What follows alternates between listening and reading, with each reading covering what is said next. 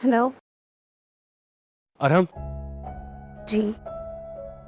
अरहम तुम मुझे बताए बगैर चली गई? जब आपने इतनी तफसील से सब बता दिया तो फिर आपको क्या बता दें। अच्छा, क्या बताया था मैंने और क्या समझाया था?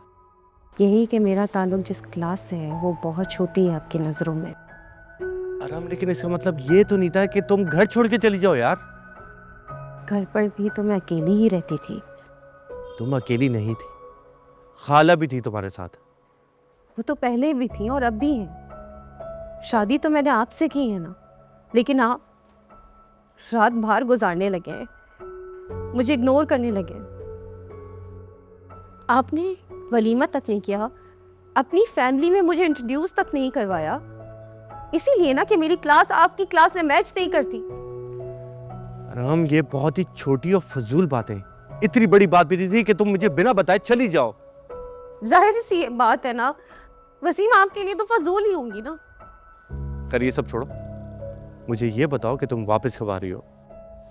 कभी आना हुआ तो बता दूंगी। अरहम, ये तुम किस तरह से बात कर रही हो मुझसे?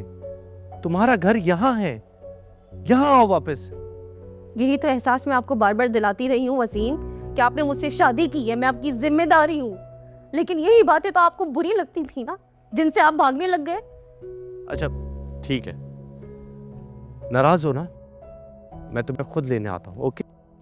फिर से अकेला छोड़ने के लिए, है ना?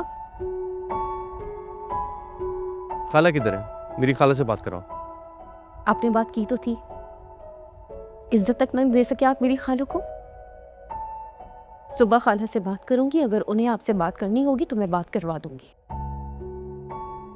अच्छा, मेरी बात सुनो, मेरी बात बुरी लगी है ना, मैं माफी मांगता हूँ, बल्कि मैं खुद तुम्हें लेने आता हूँ हैदराबाद, ओके? ठीक है, आप आ जाएं। हम तो मिडिल क्लास लोग हैं ना, रिश्तों को निभाना भी जानते हैं और रिश्तों की इज्जत करना भी जानते हैं। आपको जैसा ठीक लगे आप कर ले, लेकिन ये मत सोच कर आइएगा वसीम कि मैं कराची जाने के लिए तैयार हो जाऊंगी। लेकिन मैं लेने आ रहा हूँ। फिर मत आइएगा, क्योंकि मैं थोड़ा वक्त अपने साथ गुजारना चाहती हूँ। कब तक?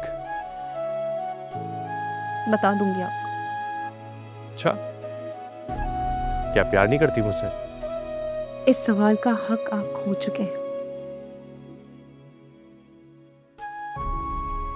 मोहब्बत का दावा आपका था।